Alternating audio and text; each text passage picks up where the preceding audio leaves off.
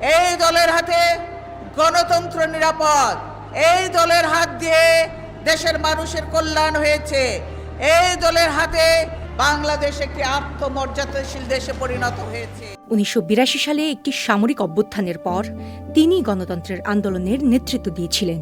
1991 সালের বাংলাদেশের সাধারণ নির্বাচনে বাংলাদেশ জাতীয়তাবাদী দলের বিজয়ের পর তিনি বাংলাদেশের প্রধানমন্ত্রী হন এবং 1996 সাল পর্যন্ত প্রধানমন্ত্রী হিসেবে দায়িত্ব পালন করেন।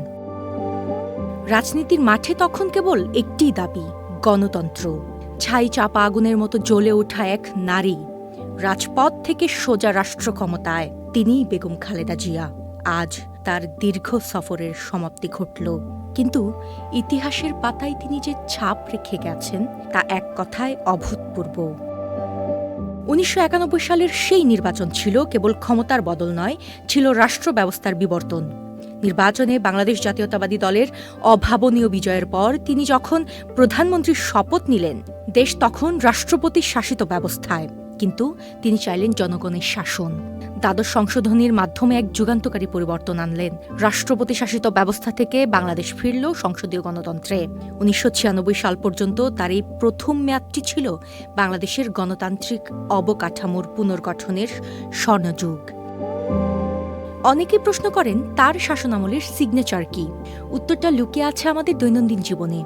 আমরা আজ যে ভ্যাট বা মূল্য সংযোজন কর দেই, তা কিন্তু তার হাত ধরেই আসা। শিক্ষা খাতে তিনি আনলেন বৈপ্লবিক পরিবর্তন। মেয়েদের 10ম শ্রেণী পর্যন্ত অবৈতনিক শিক্ষা আর শিক্ষার বিনিময়ে খাদ্য কর্মসূচি, এই আইডিয়াগুলো তখন দক্ষিণ এশিয়ায় রীতিমতো সাড়া ফেলেছিল। তিনি শুধু রাজনীতি করেননি, একটি আধুনিক অর্থনৈতিক কাঠামোর ব্লুপ্রিন্ট তৈরি করেছিলেন।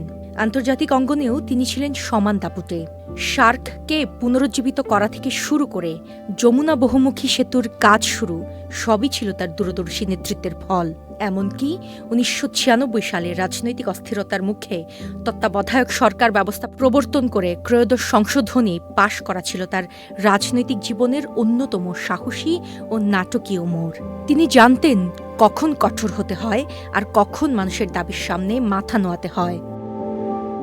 বর্তমান অন্তর্বর্তীকালীন সরকার তাকে গণতন্ত্রের অদম্য অনুপ্রেরণা হিসেবে অভিহিত করেছে। 80 বছরের জীবনে 1982-র রাজপথ থেকে 2025-এর এই বিদায়, মাঝখানের সময়টুকু এক মহাকাব্য। তিনি কেবল 3 বারের প্রধানমন্ত্রী নন, তিনি একটি আদর্শের নাম।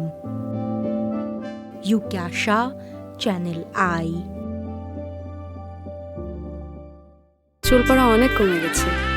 থ্যাংক ইউ মা। চুলের ভিটামিন জুই মাল্টিভিটামিন কোকোনাট অয়েল।